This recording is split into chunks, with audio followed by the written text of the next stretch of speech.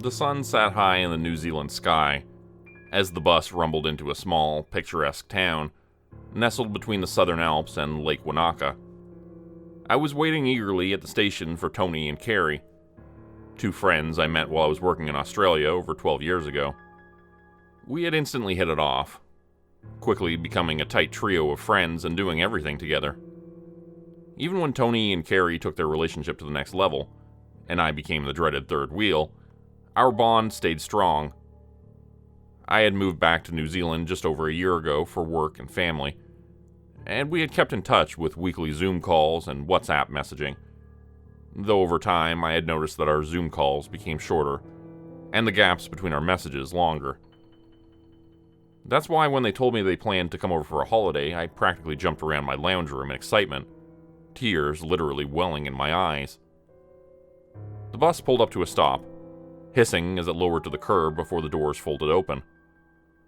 I lifted my large, handwritten sign, accompanied with their enlarged passport photos, that said, "Welcome back from prison, Tony and Carrie," a little jab at Australia's convict history. A few other passengers disembarked first, pointing at my sign with a smile on their face, as if they were in on the joke, before Tony and Carrie came down the stairs and out the door, immediately cracking up at the sign. "Ooh, come on, bro," Tony said in his bad Kiwi accent he had used when we first met. What? This is how we welcome all Aussies to New Zealand. That's if you're allowed off the plane, of course," I replied, smiling ear to ear. "Give us a hug, you bloody wombat," Carrie said, dropping her bag and reaching out. I threw the sign to the side and gave Carrie a hug, before breaking away to slap hands with Tony and pull him in for a hug as well. I grabbed Carrie's bag and we headed off to the car park, chatting away just like old times. "Whoa, that lake, that view is really nice," Carrie said as we drove up the hill towards my place. The lake stretched out beside us, reflecting the blue sky and surrounding mountains. The pristine water and lush greenery seemed to go on forever. "It's massive," Tony added. "Yeah, it is. It's like nearly 4 times the size of Loch Ness, and even deeper. And it's not even the biggest lake in New Zealand," I said, so glad I finally got to show off the amazing views I got to see every day. We pulled up to my place, unloaded the car, and ate. As the evening settled in, we found ourselves in the backyard, lounging in a covered, bubbling hot tub with drinks in our hand. Laughter echoed as we reminisced about some of the crazier things we had gotten up to in Australia. The hours passed by effortlessly, and before we knew it, it was 2:30 in the morning. "Alright, guys, we gotta get an earlier start tomorrow," I slurred. "Time to hit the sack. No funny business, okay? There are brand new sheets in there." "No worries, we'll just use your couch," Tony said dryly as he slowly climbed out of the hot tub. "Shut up, Tony," Carrie said, hitting him on the arm as I laughed. "Hey, don't worry. Tony'll be asleep before his head hits the pillow. Oh, and don't forget, it's a duvet over there, not a doona." "Right you are. Now where's my bloody thongs?" "Yandles, mate, yandles. Unless you're wearing Carrie's underwear again." We all laughed again as I pulled the lid over the hot tub, switched off the lights, and headed inside for the night. The next day started a little later than planned. Slightly hungover, possibly still drunk, we managed to attach the trailer to the car and load ourselves full of coffee. About 2 hours later than planned, we were finally on the road. Our destination was an abandoned campsite, near the top end of Lake Wanaka, just under an hour's drive away. The plan was to park in the abandoned campsite, unload the 3 kayaks onto the trailer, and then kayak across the lake to a secluded cove with a sandy beach. The only access to the beach was by boat or kayak, and almost no one knew about it. There we could swim, relax, cook up a feed, and have a hair of the dog, what my Australian mates would say about having a drink the next day to get rid of a hangover. "Is this Lake Wanaka too?" Carrie asked as we drove beside a large lake on our right. "Nah, this one's Lake Hawaii. It runs next to Lake Wanaka," I replied, glancing out the window at the massive body of water beside us. "Wow," was all she replied. 30 minutes later, we pulled up to the turnoff for the campsite. Blocking the gravel road were a few orange road cones and temporary fencing. I pulled over, putting the car in park, and unclipped my seatbelt. "Come on, Tony. Gonna need your help with this. Without questioning me, he jumped out of the car and followed me to the fence. "Here, move these cones, and then let's make a big enough gap to squeeze the car and trailer in," I said, grabbing the first cone and moving it aside. "Roger," Tony replied, grabbing the other cone. Once we had moved the temporary fence enough to get the car through, Tony said, "I'll wait here and move it back once you're in." "Sweet, sounds good," I said as I jogged back to the car. There wasn't much traffic around, as this end of Lake Wanaka was largely uninhabited, and tourists generally stayed in the towns near the bottom end of the lake, so I was confident no one would see us. Still, I didn't want to muck around in case some Karen or Ken drove past and reported us. I drove through the gap we created and waited while Tony moved the cones and fence back, then began the short drive to the campsite area. The site itself was basic, a toilet block the only building, surrounded by camping spots for tents and caravans. "Why is this place closed?" Carrie asked as we pulled up next to the toilets.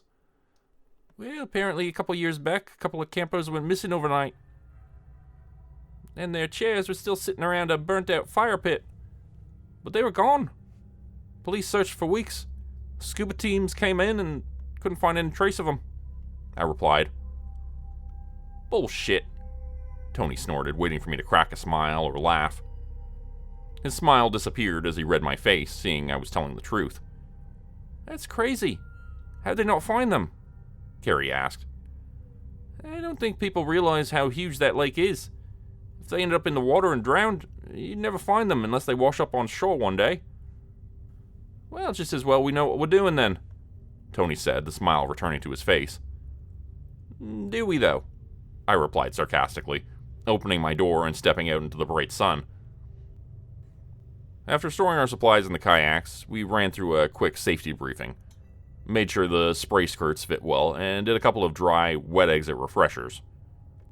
Once we launched the kayaks into the lake and checked each other's spray skirt was attached properly, with the grab loop on the outside, we began our journey across the water, steering ourselves towards the beach cove known only to the locals. I had switched my normal prescription glasses for prescription sunnies, knowing how intense the glare bouncing off the water this time of day could be. I tossed up bringing my normal pair with me as well, but I worried if I somehow lost them both, I would be unable to drive safely later.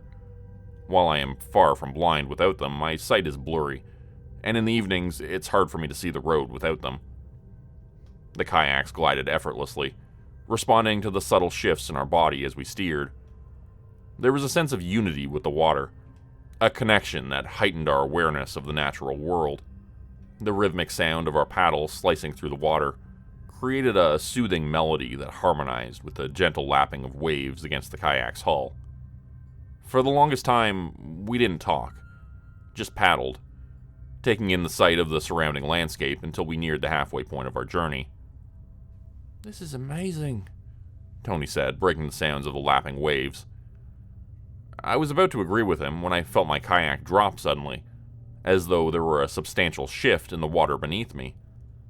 My heart skipped a beat as I looked around, skimming my eyes across the surface of the water as the kayak rocked violently from side to side. The others hadn't noticed, their focus elsewhere as they paddled on slowly. Without warning, I felt the water move again on my left side, dropping the kayak quickly and violently. I tried to use the paddle to support my balance, but I was too slow and helpless as I felt the kayak flip. The abrupt immersion into the cold, clear water of the lake sent a jolt through my senses.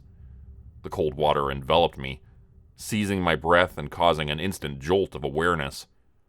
The unexpected flip of the kayak sent me into a whirl of splashes and disorientation, the sound muffled in my new underwater environment. In the process of flipping, I lost grip of my paddle and my glasses flew from my face. Instantly, though, my experience kicked in and I cleared my head. I first reached for the grab loop just to make sure it was there and ready if I needed to do a wet exit. It was. I reached to the underside of the kayak, which was now facing the sky, and banged on it with both hands 3 times, before rubbing my hands up and down the underside of the kayak. This alerts the others, if they hadn't already noticed my current predicament, so they hopefully turn and paddle quickly to me. Once they hit my kayak, I can grab theirs and use it to pull myself out of the water. This prevents me from having to exit the kayak and potentially lose all my supplies. As I continued to rub my hands up and down the kayak's keel, My mind shifted to the reason the kayak flipped in the first place.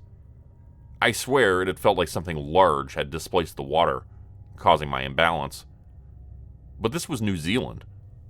The largest things we get in our lakes are trout and eels, neither large enough to rock a kayak, let alone tip one. I glanced down into the depths below.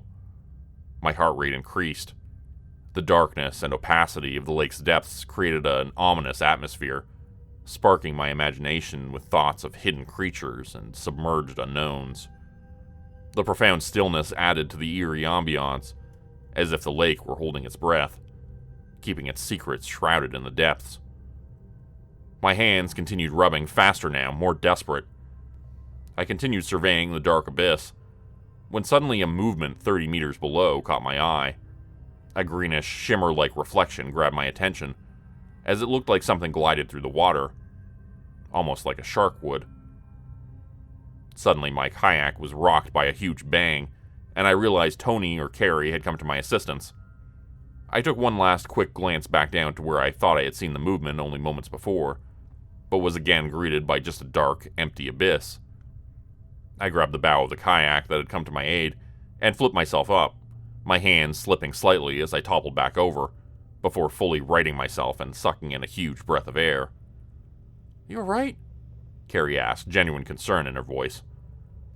I sucked in a few more mouthfuls of air, wiping my face with my hands before using both hands to clear my hair from my forehead and eyes. "Yeah, thanks. I lost my glasses, but aside from that, I think I'm good now," I replied, heart rate slowly returning to normal. "Looks like you lost my respect, too," Tony chimed in with a smirk as he paddled over with my paddle lying across his lap. "Not that you had much to begin with." "Yeah, well, I'm more devastated about the glasses. At least they were something I wanted to keep," I replied jokingly, grabbing my paddle off him as he got close. "But thanks for getting this for me." "All good. What actually happened there? You gnawed off or something?" he asked. "Are you sure you're all good?" Carrie chipped in. "Yeah, I'm good. I think it was just a small rogue wave. Caught me off guard," I lied. "Let's get going. I need to warm up again." I started paddling, not waiting for an answer. To be honest, I just wanted to get to land as soon as possible to process everything that had just happened. While the movements in the depths below could be passed off as me just imagining things, whatever had caused the water to move so violently was harder for me to process. We continued paddling, eventually reaching the hidden cove with the private sandy beach. Beers were cracked open, tunes played, and a fire crackled as we relaxed in the seclusion of this untouched paradise. Tony and I kicked a rugby ball around for a bit, though he kept trying to handball it to me like an AFL player. "None of that here, mate. You're in rugby land now," I joked. "Righto, mate. That's the one where the big blokes just run into each other, eh? Lots of skill there," he replied, always ready with a smart-ass response. "Nah, it's the one where the players actually have to catch the ball and not fumble it round on the ground like a game of hockey without sticks," I shot back. We continued to joke around, kicking and passing the ball. Carrie got involved too, as we sank a few more drinks and ate the packed food we'd brought with us. The day passed by, and soon it was evening. There was still plenty of light left in the day, but the sun was now over the mountains that surrounded us, casting shadows over the water. Reluctantly, we packed up and began the journey back across the lake.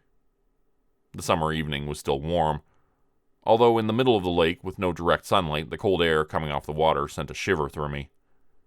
We paddled on, my sight a little blurry from the fact that I had no glasses, as well as the booze in my system. That is why, when I first thought I saw a green-tinged fin break the water behind me, I thought it was just a wave cresting in the lake. It wasn't until it was much closer that I realized it was something far more terrifying. It moved with such grace, rising up and down as it sliced through the water toward us. Once it was closer, I could see it was webbed, and seemed to be at least 3 or 4 feet tall. It then submerged maybe 20 feet behind me. The whole time, my voice had been caught in my throat, not quite believing what I was seeing. I felt my kayak drop again as the thing passed beneath me at tremendous speed. I opened my mouth to scream and warn the others, but it was too late. The water exploded around Tony's kayak, spraying up 20 feet in the air or more. Through the wall of water, we saw a scaly, green-gray clawed hand reaching up and grabbing Tony's kayak, pulling it underwater in an instant. Shock paralyzed us for a moment before Tony's kayak shot back out of the water, landing upside down. I paddled furiously toward his kayak as Carrie started screaming. As I got closer, I noticed large tears in the hull, and, more horrifyingly, blood in the water. I pulled up to the kayak and dropped my paddle in the water, grabbing at Tony's kayak and desperately trying to flip it over. I wish I hadn't. When it finally flipped over, the black spray skirt was still attached to the kayak.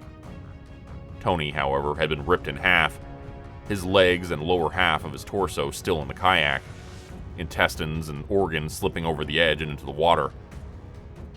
His upper half was completely gone.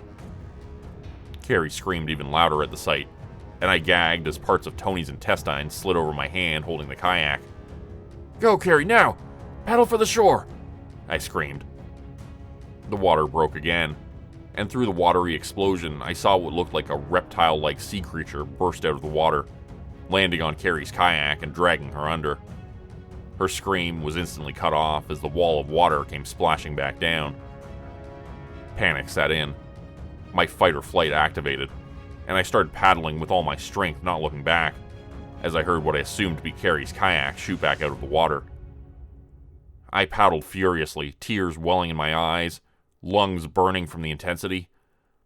I heard water breaking behind me, the sound of something breaching, giving chase.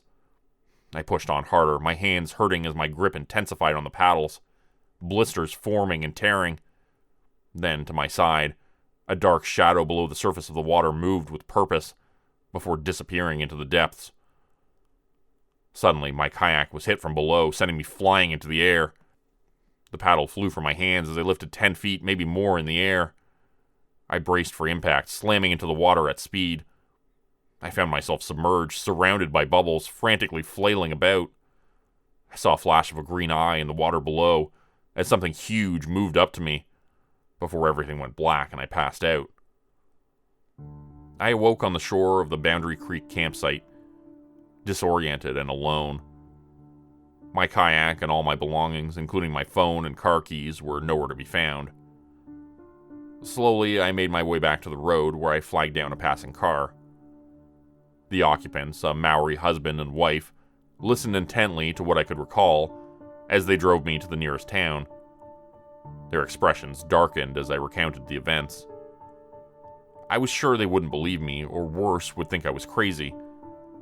But after a moment of solemn silence, the husband spoke. "Sounds like a taniwha." He explained that taniwha were mythical creatures in Maori folklore, often associated with bodies of water. They were said to be shape-shifting guardians or protectors, but crossing paths with them could bring misfortune.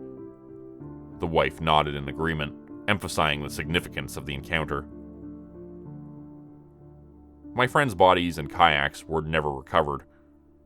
The police initially accused me of lying to them and hiding their bodies and belongings, and tried to elicit a confession from me. But with no evidence, eventually they let me go. I sold my property and moved as far from water as I could, which, in New Zealand, is very hard to do. I don't know if it was a taniwha, or if it was some other undiscovered deep water creature, but I do know this. I will never go in the water again, as long as I live. There are things here in the New Zealand lakes. Things that kill.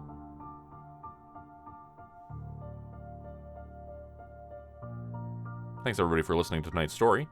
Tonight's story was written by One More Nightmare, who's a fantastic author who posts on Reddit No Sleep, and they also have their own YouTube channel, which I will link in the description below. So I hope you all will check out the YouTube channel of One More Nightmare. Thanks everybody for listening. Hope you have a great night.